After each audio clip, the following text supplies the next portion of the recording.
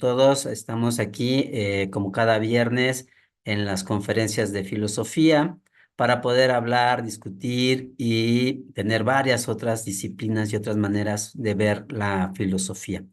Siempre tenemos, bueno, y tenemos invitadas, invitados de filosofía y de otras áreas. El día de hoy yo tengo el gusto de presentar a alguien que conozco y que aprecio y que somos amigos desde hace un buen ratito, que se llama Carla Alejandra Hernández Alvarado. Nos conocimos allí en la UNAM. Ella es una persona excelente. Hoy nos va a hablar de nuevas formas digitales en el control social. Es su conferencia. Y bueno, es filósofa desde la licenciatura en todos los ámbitos. Ahorita van a tener el gusto de escucharla y convivir con ella y preguntarle. Y ojalá pronto la podamos traer para que esté también de manera física acá con nosotros en la UAM. Entonces, Carla es licenciada en filosofía por la Universidad Intercontinental, maestra en filosofía por la UNAM y doctora en filosofía con una tesis titulada La banalidad del mal en un mundo tecnológico, una reflexión desde la teoría del juicio arendiana, con mención honorífica por la UNAM. Actualmente coordina la materia de antropología la de antropología es fundamental, es miembro de la Asociación Filosófica de México, docente a nivel de licenciatura desde el 2001 y a nivel posgrado desde el 2010. Entre los reconocimientos obtenidos es el premio a la excelencia docente y reconocimientos por excelencia académica en la Universidad de Anáhuac, México, y en la Universidad Intercontinental. Pues Alejandra, es un gusto, Carla, es un gusto tenerte aquí con nosotros. El micrófono. Dios, hola, hola. Sí, hola. Hola, pues muchas gracias. Buena tarde a todas, a todos. La verdad, muchísimas gracias, Manuel. Al doctor Manuel Reynoso, como decía, ya nos conocemos desde hace tiempo. Fuimos compañeros de banca por allá en la UNAM. Pero no solo eso, sino que en algunas de nuestras conversaciones, recuerdo, fuera de aula, la violencia, por ejemplo, ha sido uno de los temas que hemos estado reflexionando en torno a ese concepto y en torno a las formas. Hace algunos años recuerdo que traías en mente a George Bataille, por ejemplo. En fin, hay que retomar todo eso. Y bueno, uno de los puntos de encuentro que tenemos el doctor Manuel Reynoso y yo, pues es estas inquietudes en torno al ámbito social, a la esfera pública. Y bueno, una de esas inquietudes que traigo, ¿no? Desde hace, bueno, más o menos desde pandemia, y que también las externé con un buen amigo de nosotros, el doctor Alberto Ruiz. eh, eh, pues comencé a partir de pandemia a leer a Giorgio Agamben, por ejemplo, y bueno, quise hacer una reflexión a partir de él sobre estas nuevas formas de control. Entonces, bueno, pues espero que sea un tema de interés para todos y para todas. Y bueno, pues si quieres, comenzamos. Perfecto, proyecto. Sí, gracias, Manuel.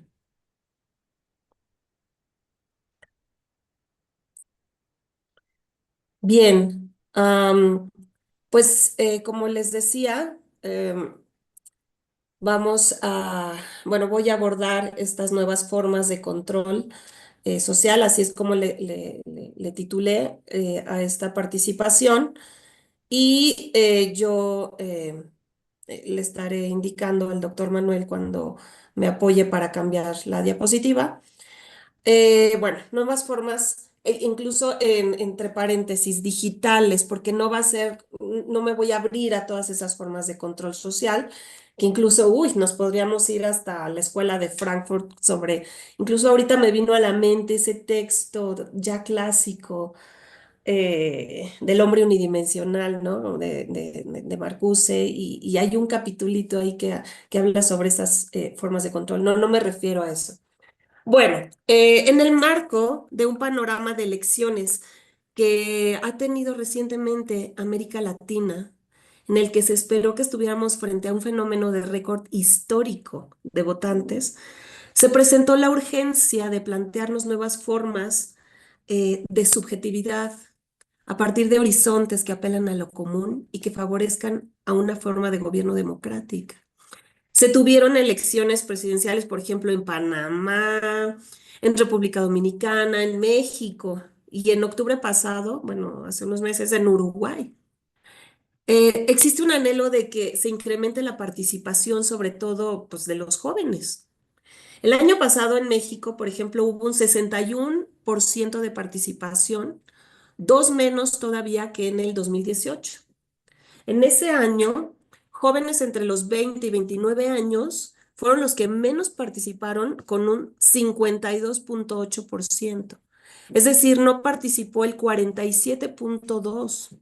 Sobre esto hay varias respuestas como causas que van desde pues, la apatía, la ansiedad, la falta de considerarse parte de una comunidad o de no apostar por un gobierno democrático con tal de que pues, se sienta un mínimo de seguridad, ¿no? Por ejemplo, eso lo vimos en pandemia. De acuerdo con los datos de dicho reporte, por ejemplo, del Latinobarómetro, ha aumentado una opinión favorable al control de los medios de comunicación en casos de dificultades. El 61% de los ciudadanos está de acuerdo con esta afirmación. Por ejemplo, en El Salvador, seguido por México con un 48%. En las últimas décadas se han potenciado ciertos factores sociotecnológicos con propósitos de seguridad y de represión del crimen organizado, así como de gestión de la salud pública. En ellos, el acceso a la tecnología es fundamental, ya sea para fines de consumo, informativos, educativos o sociales. Para los objetivos de esta exposición, pues me delimitaré a algunos de esos factores, específicamente a los que podemos identificar como sociodigitales, es decir, aquellos en los que la interacción social se encuentra mediada por medios digitales a través de Internet, plataformas digitales y demás herramientas tecnológicas. Y todavía más, estas nuevas formas de interacción han conformado una identidad digital mediante el uso de datos biométricos. Para dicha interacción es necesario y de manera más frecuente una autenticación mediante la biometría para sustituir contraseñas. Me parece que es la siguiente, Manuel. Y tener accesos más seguros a dispositivos personales y cuentas bancarias y diversas aplicaciones. Sin embargo, las implicaciones de su uso no se quedan solamente en el ámbito privado o comercial, sino que ésta se ha sumado a aquellos factores que puedan fortalecer o debilitar un gobierno democrático. Esto es lo que trataré de mostrar en esta presentación, que existen algunos factores que podrían favorecer a que se geste como una nueva versión de un gobierno totalitario. Es decir, el registro de algún rasgo, ¿no?, del cuerpo humano o de su comportamiento y su conversión en información digital almacenada en grandes bancos de datos que están disponibles para empresas o estados. Entre los tipos de biometría que podemos encontrar, por ejemplo, está la biometría fisiológica, que se basa en características físicas que son relativamente estables, con nuestras huellas dactilares, la geometría de, por ejemplo, de nuestros rostros, de nuestros iris, las retinas. Y está la biometría conductual también, que se basa en características relacionadas con comportamientos tales como, por ejemplo, nuestra voz o la forma en que tecleamos, ¿no? O los clics en nuestras pantallas. Entonces, de lo que se trata al hablar de biometría es del registro, pero también del procesamiento de la información generada por nuestros cuerpos. Entre las ventajas que se destacan con su facilidad de uso, su universalidad, ¿no? Partiendo de que contamos con características biométricas únicas y sobre todo la ventaja de alta seguridad, la pregunta sería, ¿quién garantiza esa seguridad? ¿La empresa? Y en el caso de que exista una falla o incluso en la misma empresa, se haga uso de esa información, ¿quién es el que responde por eso? Porque ha sucedido, y no solo corporativos, sino también estados. La vigilancia masiva se presenta como una herramienta necesaria para garantizar nuestra seguridad. Por ejemplo, no sé si recuerdan, pero recientemente la actual jefa de gobierno de la Ciudad de México propuso en su campaña convertirnos en la urbe más videovigilada, ¿no? Y esto podría hacernos sentir más seguros y que el Estado está cumpliendo con una de sus funciones mínimas, ¿no? Que es nuestra protección. Sin embargo, también hay que reflexionar sobre las implicaciones de esto, o no sé, de la vigilancia oculta, casi imperceptible mediante la biometría, al estar integrada en objetos cotidianos, como nuestros teléfonos móviles o ciertas aplicaciones, ¿no? Los datos masivos, ¿no? La Big Data, extrae nuestras percepciones, pero también crean nuevas formas de valor.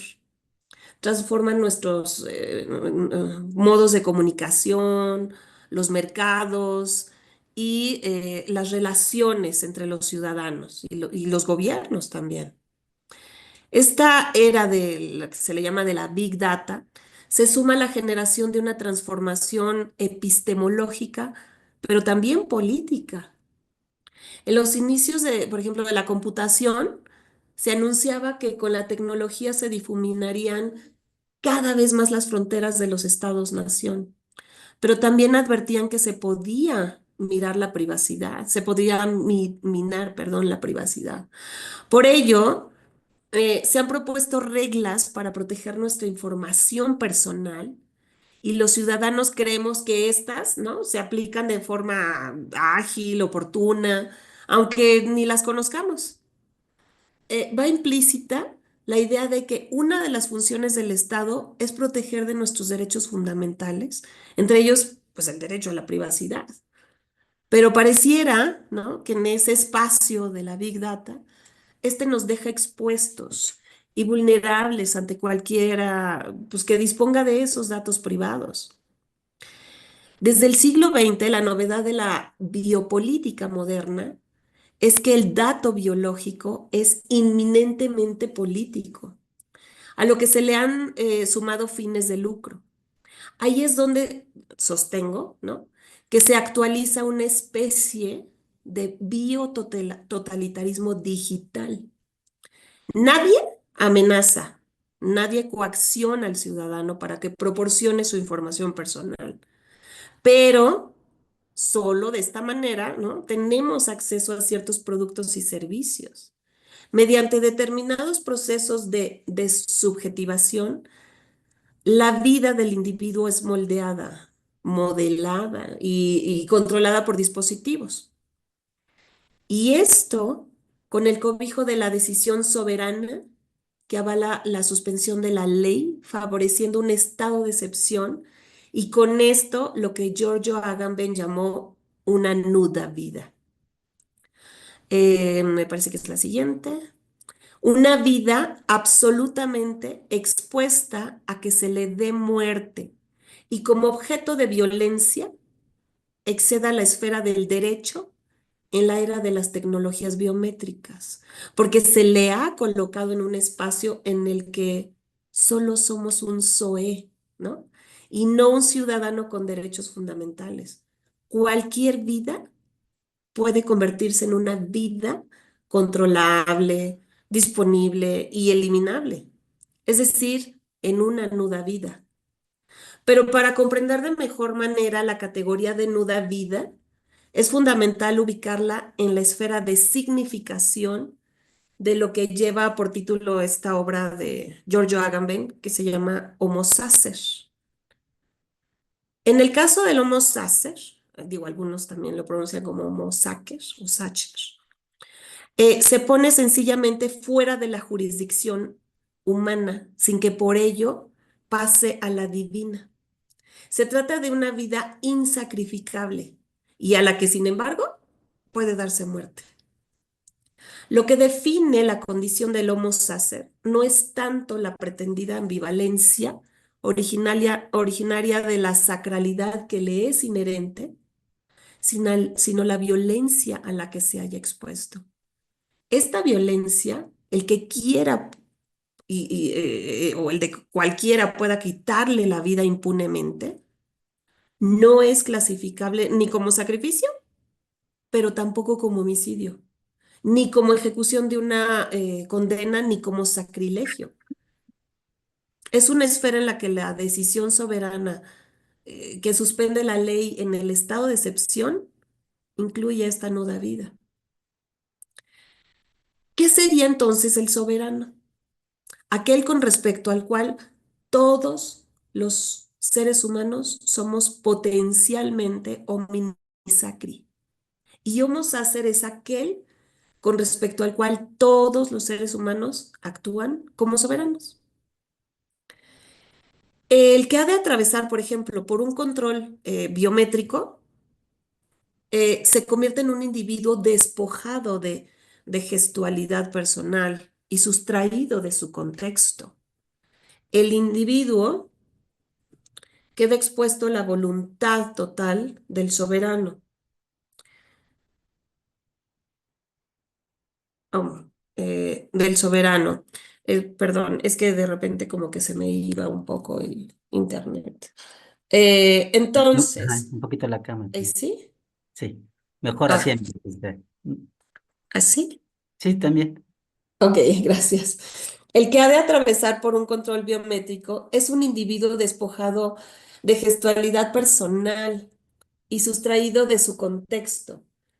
El individuo queda expuesto a la voluntad total del soberano para disponer de su vida, de su nuda vida.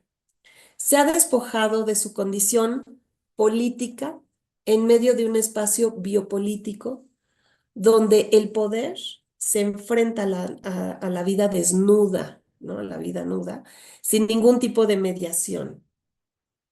El derecho incluye al cuerpo, ¿no? Es decir, al viviente, pero por medio de una suspensión está contemplado, sí, como eso, como excepción, pero por qué una excepción? Porque él mismo se ha puesto en un espacio donde no hay garantía de que se protejan sus derechos. O sea, nosotros mismos nos ponemos en ese estado. El estado de excepción es un estado de indeterminación entre democracia y absolutismo. ¿Por qué? Porque donde tenemos excepción, pues tenemos una nulidad, o donde hay nulidad, hay una excepción. La siguiente. Agamben entonces muestra una creciente implicación de la vida natural del ser humano, es decir, del bios, en los cálculos del poder mediante mecanismos económicos, científicos, discursivos y tecnológicos. De manera específica, con su categoría de nuda vida, sostiene que por medio del poder soberano se despoja al ciudadano de todo valor político y se le deja expuesto, pues para que se decida sobre su vida.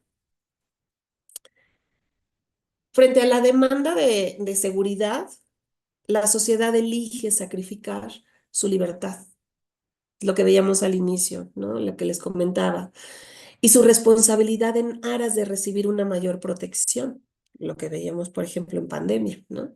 Renuncio a ciertas libertades, pero garantízame que voy a estar bien. Sobre esto, Agamben alerta que una democracia protegida no es una democracia. La dominación política en la vida de los individuos, la violencia de la biopolítica destruye la separación entre lo público y lo privado, ¿no? La frontera entre Estado y sociedad se desvanece, pues este criterio para distinguir lo permitido de lo que tendría que estar prohibido y por lo tanto castigado. Para Agamben, la biologización de la vida del ser humano la conversión de la vida en nuda vida, se da en una zona como de indistinción entre una vida reconocida y protegida dentro de un estado de derecho y una vida que es una vida biológica, ¿no? Un simple cuerpo. En ese sentido, un ser humano que es identificado solo como eso, como un cuerpo, queda vulnerable en ese espacio que podría considerarse como no político, pero sus implicaciones sí son totalmente políticas. Por ello, parto de la hipótesis que se encuentra pues en lo que mencioné al inicio, ¿no? Que hay ciertos desafíos sociodigitales, ¿no? Por ejemplo, para la democracia, porque en su mismo avance tecnológico y sus necesidades podrían estar favoreciendo su debilitamiento, ¿no? ¿Por qué? Ah, Porque para responder esta pregunta, ahora recurriré a Arendt, ¿no? Particularmente en su obra de Orígenes del Totalitarismo. Con base en podríamos reflexionar si algunos de los siguientes elementos, ¿no? Que son decisivos en la formación de un gobierno totalitario están presentes, ¿no? ¿Y a cuáles me refiero? A la atomización, a la concentración de poder, a la invasión de la esfera privada, el uso del miedo, la actitud de sospecha y la idea de que hay enemigos objetivos. Por ejemplo, en la atomización, mediante la atomización, esta se ha acrecentado y enfatizado nuestra esfera privada. Lo más importante y significativo, dice Arendt, se encuentra pues, en esta esfera, ¿no? Desatendiéndonos del espacio público. Y ahí descubrí, me parece que fue el año pasado, hace año y medio, 2 años, a una autora muy interesante que se llama Shoshana Zuboff, ¿no? Ella es profesora emérita de Harvard y actualmente una de las críticas más destacadas del tipo de vigilancia en el que las empresas recopilan y analizan grandes cantidades de datos personales para obtener beneficios, ¿no? Sostiene que entramos en una lógica de una vida cotidiana en la que establecemos una especie de escenario fáustico, dice, del siglo XXI. Ahora, ¿por qué fáustico? Porque nos resulta casi imposible sustraernos de él, aun a pesar de lo que debemos dar a cambio, podría destruir la vida tal como la habíamos conocido. Pensemos, si no, en que el Internet se ha convertido en esencial, pues, por ejemplo, para la participación social, ¿no? En que ahora está saturada de comercio y que el comercio está actualmente supeditado a una especie pues, de vigilancia. Y en cuanto a la concentración del poder, hay una centralización, y ahora regreso otra vez a Arendt, hay una centralización del poder sí, en unos cuantos, fomentando la impotencia de quienes se sienten desprotegidos por seres y donde nos encontramos solamente como un cuerpo, ¿no? Y em, creo que ahí hay otras diapositivas más adelante, Manuel. Una por cada, ándale, muy bien, muchas gracias. Em, bueno, entonces, en ese sentido, ahora vamos a la invasión de la esfera privada. Sobre este elemento, quisiera hacer referencia nuevamente a la autora que les acabo de mencionar, a Zuboff, quien sostiene que mediante los datos biométricos se pueden combinar con otros datos personales. Por ejemplo, para crear perfiles detallados de las personas, que luego pueden usarse para, por ejemplo, dirigir publicidad, ofrecer, ¿no? ¿A cuántos no nos ha escuchado Facebook? Ofrecer productos y servicios personalizados y manipular, ¿no? El comportamiento. Sin embargo, los datos biométricos no solo se utilizan para poder brindar mejores productos y servicios, sino rastrear y vigilar a las personas, ¿no? De tal forma que no solo las empresas, sino los gobiernos pueden usar esos datos para rastrear los movimientos e identificarlas entre multitudes y monitorear su comportamiento en línea. Eh, Digo, a lo mejor ya después, con más calma, pero se mencionan, ¿no? A las diversas antenas que se tienen en el Zócalo, ¿no? Aquí en la Ciudad de México. Bueno, el siguiente que es controlar y discriminar. Los datos biométricos se pueden usar para negar el acceso a servicios, es decir, restringir la libertad de movimiento y discriminar a las personas en función de, pues, raza, género, estado de salud u otras características. La siguiente característica, ¿no? Y que estoy retomando algunas de ellas, como menciono, de Arendt y de Orígenes del Totalitarismo, sería el uso del miedo. En un estado, pues, plenamente totalitario se hablaría de terror, ¿no? Sin embargo, se comienza con la invasión de la esfera privada.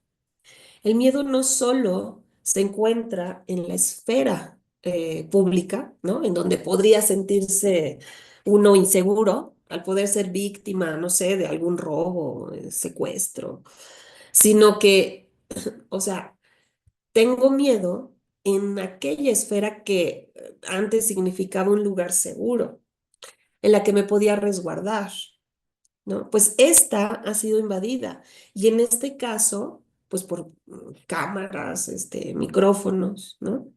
Y esto se vincula con la siguiente característica, la siguiente diapositiva, que es actitud de sospecha.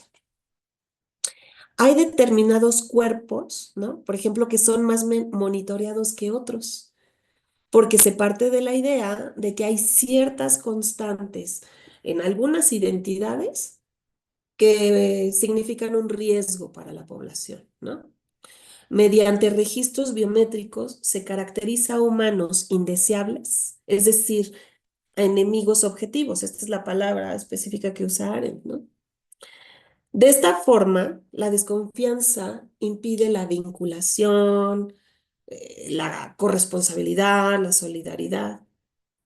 Y hay otra autora que también recientemente descubrí, que se llama Simone Brown, ¿no? En su obra Dark Matters, y afirma cómo la vigilancia se ha convertido en una herramienta sistemática para controlar y categorizar a las personas negras.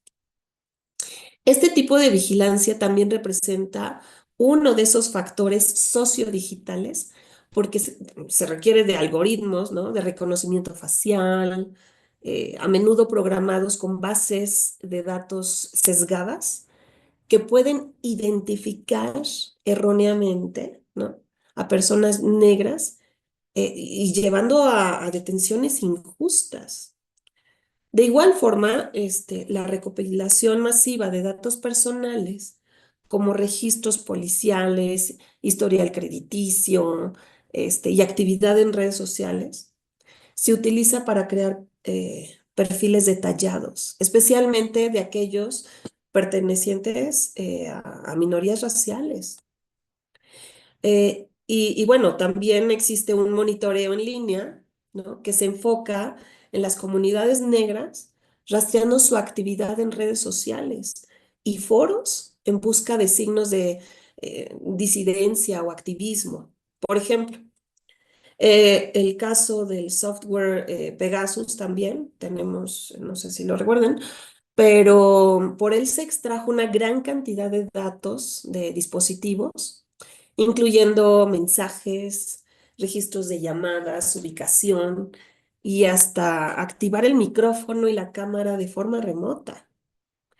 Este tipo pues de software ha sido utilizado por gobiernos, por varios gobiernos de todo el mundo para espiar desde periodistas, activistas, opositores políticos. lo que representa una grave amenaza y la libertad de expresión y el derecho a la privacidad. Y la siguiente característica, ¿no? Que recupero de Arendt, es la de, ya la había mencionado, de enemigo objetivo. No importa, dice Arendt, ni tus actos ni tus palabras.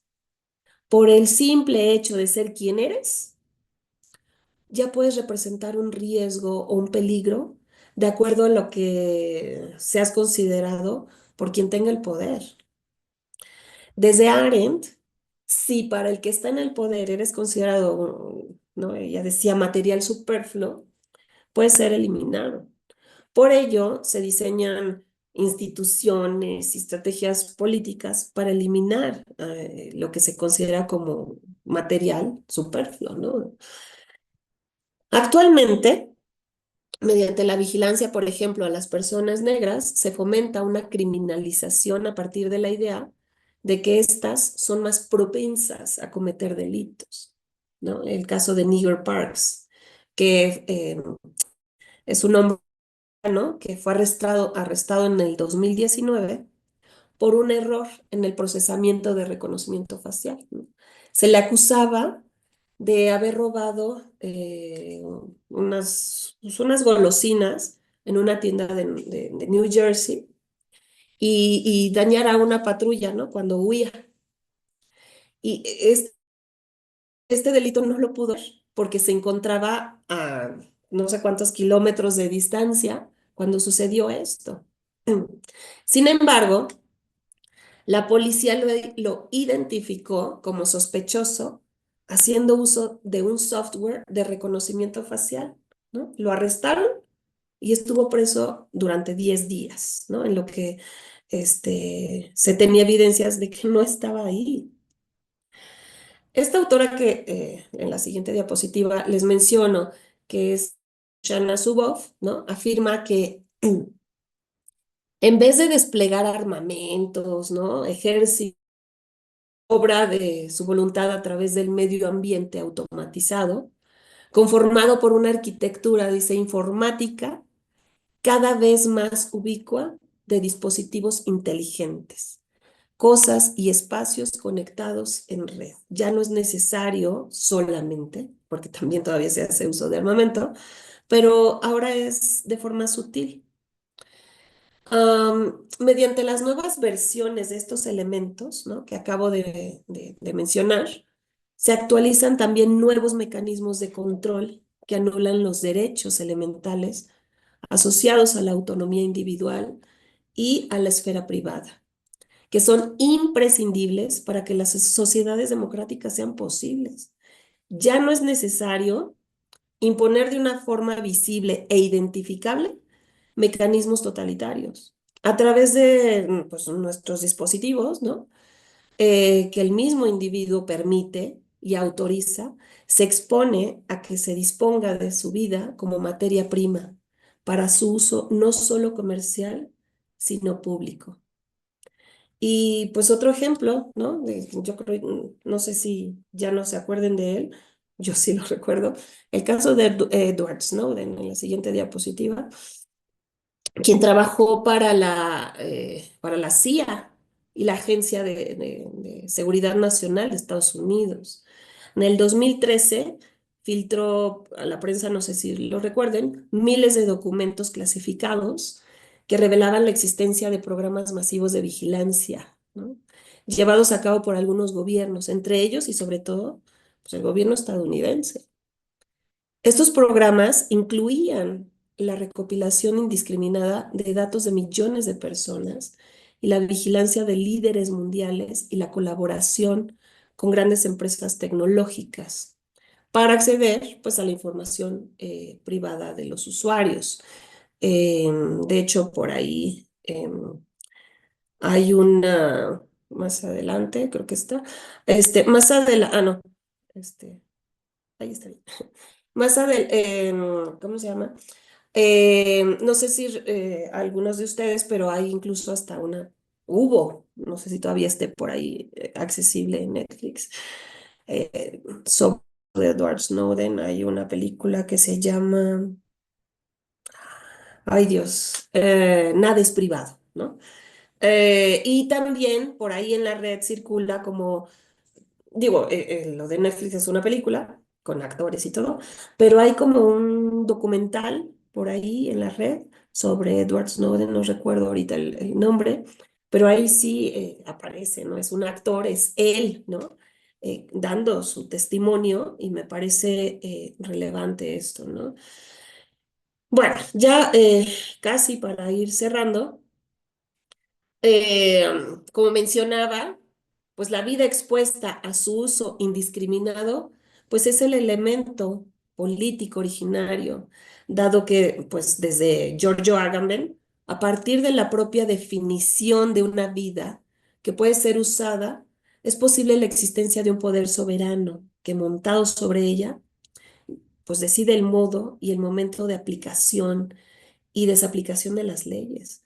Se trata, como lo mencioné anteriormente, de un estado de excepción, ¿no?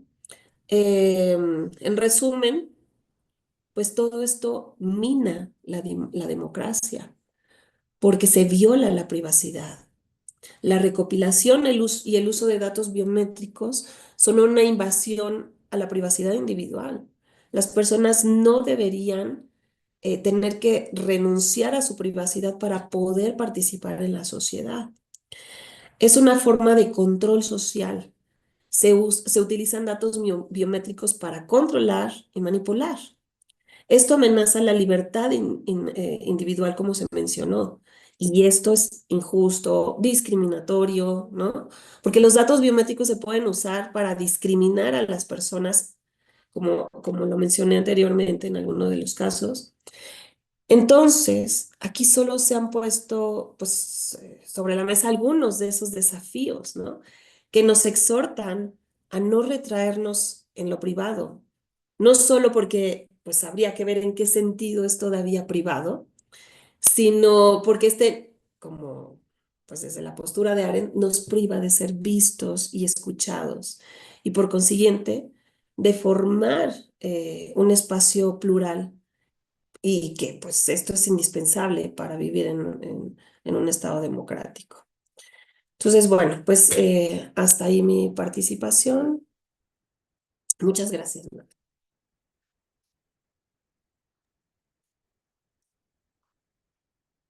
Gracias, Carla.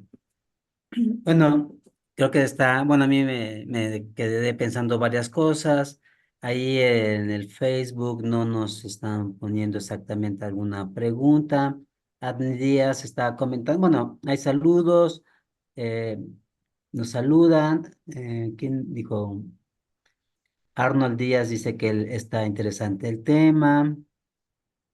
Les gusta el tema, pero por ejemplo, Ann Díaz habla sobre Ujú. enriquecimiento a partir de nuestras interacciones y datos, la Ujú. vigilancia y prácticas intrusivas de recopilación de datos. No es exactamente una pregunta, sino es un poco de los elementos que considera que están metidos ahí, ¿no? Y que nos has estado platicando. Claro, porque tiene diversas implicaciones. Digo, yo hablé más o menos, pues, un poco de las implicaciones en el ámbito político, pero pues las económicas, bueno, hasta las de medio ambiente, porque pues también su uso genera como, uno creería que no, pero sí tiene también sus implicaciones. En fin, con esto tampoco es una exhortación a que pues hay que regresar a la época de las cavernas. Pues no, pero sí ser conscientes de lo que estamos autorizando, ¿no? A quienes les estamos autorizando y que tengan nuestros datos. Sí, decías, damos nuestros datos de manera voluntaria. Yo siento que no es tan voluntaria porque si no voy llenando, no puedo tener acceso al otro y entonces ya mi celular me vincula todo y aunque yo no quiera, Sí, me lo dan automático. Creo que no es tan voluntario, ¿no? pero finalmente cedes, ¿no? Mi Sí. abuela, pues no, es más, no existe en este mundo, aunque físicamente ahí está, pero para la red, mi abuela no existe. Si nos dice Ana Gloria Antúnez, ¿existe alguna forma actual para poder estar protegidos como sociedad civil? Ya, yo creo que tendríamos que comenzar también de manera individual, esto, siendo conscientes, como tú dices, bueno, hay veces que digo, pues ni modo, por ejemplo, para tener un celular hay veces que dicen, pero tienes que tener una cuenta de Gmail, ¿no? Entonces, bueno, ¿qué cuenta, por ejemplo, de Gmail va a ser la que va a estar tu celular, la que estés? Yo, por ejemplo, no digo, no es la solución, no lo sé, pero yo tengo tres cuentas, ¿no? Una que está en mi celular, otra que es como para las facturas y todo lo del SAT y no sé qué, y otra que es como súper personal. En fin, ir creando hasta nosotros como cierta conciencia de a qué autorizamos, qué es lo que tenemos vinculado, hay veces que, pues hasta para acceder a una cuenta de banco, el Face Pass y todo esto, y decir, no, pues yo quiero seguir con la contraseña, que tampoco nos garantiza nada, ¿no? Pero sí, finalmente o sea, estamos cediendo esto y la finalidad de su uso, ¿no? Que se vuelve complejo, ¿no? Tener Sí, como una, estar protegidos. Es que es esto que decías, cedemos bajo la idea de que vamos a estar seguras y seguros y no es cierto. Es algo que no nos llevó justo a lo que nos estás diciendo, ¿no? De poder ceder todo hasta el control de... Yo lo veía y cuando decías lo de la Ciudad de México, también estaba pensando justo en esta semana que salió, o bueno, la anterior, anterior y esta no me recuerdo, luego uno ya no sabe cuándo vive, pero que decían justo para el tema de los desaparecidos, sí es importante tener lo de las bases de datos, pero tener una base de datos donde esté la información, o bueno, cuestiones biométricas de todas y todos para que cuando alguien desaparezca sepamos hacer ese vínculo, se vuelve tremendo, ¿no? O sea, esa opción que sí, están dando a mí, yo la escuchaba y decía, ¿y por qué yo tendría que estar sí, ahí? Claro. sí, Si yo desapareciera, claro que mi familia quisiera que yo hubiera estado ahí. claro, Entonces, creo que ahí viene una enorme discusión para poder hablar de esto que bien nos dices, sí, consolidaciones o no consolidaciones de sociedades democráticas que tienen problemas desde lo social, que se mezclan con un dominio autoritario o totalitario de estos estados que se vuelve más difícil esa línea, ¿no? Entre lo público, lo privado, lo individual, singular, lo estatal, sí, los medios, lo económico, o sea, sí creo que el tema sí. está, Sí, pues ya después si quieren comentamos cosas más de la vida cotidiana porque hasta, bueno, hay quienes tienen la inquietud de hacer más inteligentes sus casas, pero, por ejemplo, el refrigerador no es casual, ¿no? Que tenga mucha información tuya hasta de qué comes. En fin, hay documentados muchos casos, o diversos, más bien diversos casos, en los que pues uno se maravilla, y ahí me voy a Gunther Anders, ¿no? Donde uno se maravilla por los avances tecnocientíficos, pero no nos preguntamos la implicación de esto. Le hemos apostado tanto a los artefactos y obtienen mucha información de nosotros, ¿no? Ujú. claro, es bien padre tener un súper refrigerador y que te dé el agua en el término que tú quieres, pero como dices, estás dando un montón de información. Sí, sí, sí, sí, sí, sí, es bien interesante y a la vez intimidatorio cuando te enteras de varias cosas y no solamente tu celular, sí. Pues ojalá y tengan la oportunidad de buscar. Les digo que hay como un documental sobre Edward Snowden en la red. No sé si todavía está accesible. Este, am, pero cuántas cosas no ha de saber, ¿verdad? Y también, bueno, Julian Assange igual, de cómo eh, tienen conocimiento pues de cómo obtienen no solamente nuestros datos como tu nombre, sino tus conversaciones y muchas cosas más, ¿no? Sí, sí, todos tus gustos intelectuales, amorosos, de alimentación, Sí. ¿no? De todo. O Sí, sea, pero claro, eso ha incidido en que, pues en Brasil, ¿no? Se incidió en el voto. O sea, pueden orientar a masas para que quede el candidato, pues, que se desea, ¿no? O que convenga. escuchaba de lo que le preguntaban a una de las inteligencias estas nuevas que, no sé, las de X, que quiénes son Sí. los inteligentes, los de izquierda, los de derecha, o sea, cosas que van diciendo y que van diciendo desde su cerebro, Sí. ojos, claro, pero claro, muchas de esas cosas van diciendo pues de todos los datos que están metidos de un, Ujú. y de una, ¿no? Sí, sí se vuelven cosas bien, bien raras que no hemos Sí. dimensionado, como bien Sí, dice. pero pues bueno, el chiste sí es estar informados. ¿Qué se Sí. hace con nuestra información? Y es estar informados, de verdad. Porque, y en todos los temas, no solo en este, o sea, a veces como que nadamos de a muertito y como que, pero como mencionabas hace unos momentos, que tanto lo privado ya es privado, que tanto incluso, nosotros somos conscientes de que no es privado, y qué, ¿no? No sé, en fin, eso. Sí. Oye, un poquito, se me fue la idea que quería preguntar. Es que me estaba pensando. Perdón. Pero, bueno, es que nos marcas o nos das muchos elementos para poder seguir pensando desde la filosofía todo esto que es necesario para una democracia, cómo hacer que las personas tomen decisiones más certeras y un poco era esto lo que quería preguntarte. ¿Tú habrás pensado, habrás encontrado dentro de lo que has ido leyendo, que te has ido preguntando?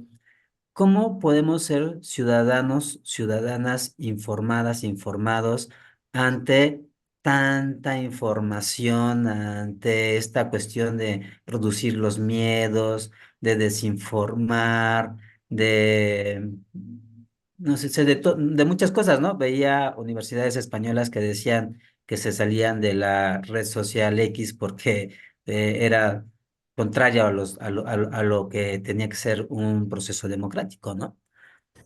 Entonces, como habrá habrás encontrado algo que nos pueda decir, aparte de que sí es la responsabilidad del individuo, no nadar de muertito Ujú. y esforzarnos un poco más, pero ¿tú habrás encontrado algo?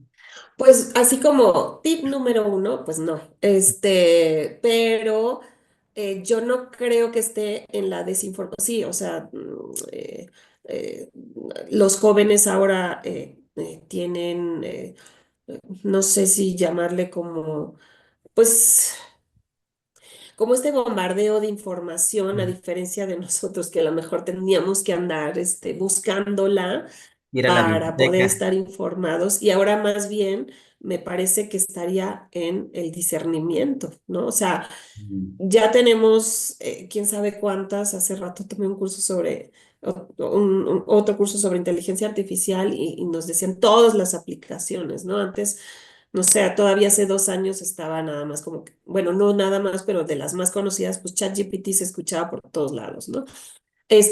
Ahora es muchísimas, pero yo les digo a los chavos, a ver, ¿qué es lo que todavía no podemos encontrar a lo mejor en estas inteligencias artificiales?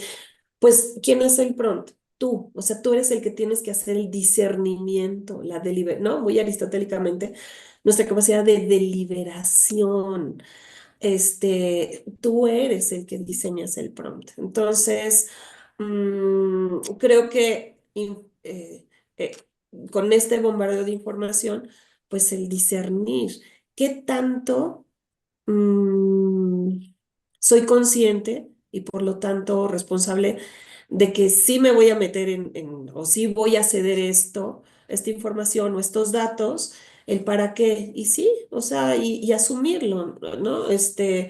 Pero, y sí, yo sé que me están escuchando y si ahorita digo, ay, voy a buscar unos audífonos y después me van a aparecer comerciales, promociones de audífonos, bueno, pues ya me medio facilitaron, pero hay cosas que creo que, no sé, no son necesarias.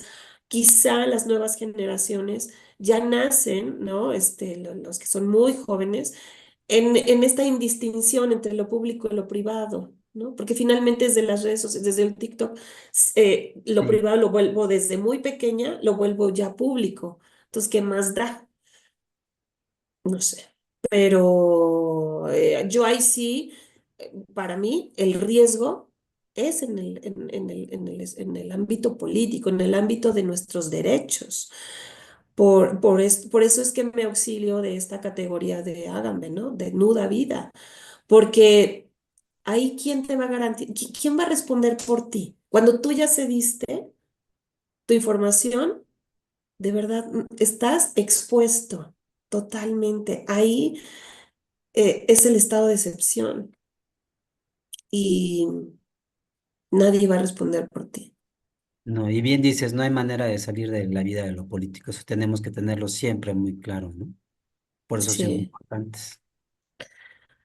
así Ay, es. Carla, pues muchísimas gracias. Creo que nos has No, ¿de qué? dado con muchísimos retos. Creo que también había, no participaron mucho, pero acá también se ha leído a Gambien, o hay quienes han Ah, leído a Gambien y también han hablado mucho de la nuda vida, pero creo que mm, nos vuelves a situar en la manera o la importancia de poder pensar la filosofía con estos nuevos temas tan actuales, tan problemáticos, pero pues yo creo que es el enorme tema de la filosofía del siglo XXI, ¿no? Y más vale que nos empecemos a hacer estos ejercicios de discernir, que me gustó lo ujú. que nos estabas diciendo, de discernir y de liberación, ¿no? Es algo que son muy importantes y a lo mejor insistir otra vez, aunque damos por hecho que no, que es más difícil esta línea entre lo público y lo privado, justo por las redes sociales, pero pues hay que volver a marcarlas, ¿no? Porque si es el tema de la política, o si no hay que reinventarla, ¿no? Hay que ver qué más. Es tremendo quedarnos en un estado de excepción, ¿no? Pues sí, sí, así es, Manuel. Te volveremos a invitar para que nos sigas hablando de Muchas Hannah Arendt gracias. para ver si ella nos puede ayudar a salir o a pensar mucho más allá o una respuesta diferente a la de Agamben y que podamos seguir pensando mundos posibles y futuros mejores y celebrar la vida Sí, pese a todo esto, ¿no? claro, sí, sí, sí. Pues sí, así es. Yo con gusto. Muchas gracias, Manuel. Gracias, Carla. Ha sido un gusto escucharte. Gracias a todas y a todos los que nos han acompañado. Les recordamos que cada viernes estamos con las conferencias. Les esperamos el próximo antes de irnos de vacaciones y a disfrutar vacaciones. Pues nuevamente, Carla, es un gusto. Esperamos tenerte físicamente por acá el otro Sí, semestre y que podamos estar mm, celebrando la vida juntas y juntos. Te mandamos un seguramente. abrazo. Muchas gracias. Gracias, Buen hasta luego. fin. Adiós a todas y a todas. Bonita tarde. Bye. Chao.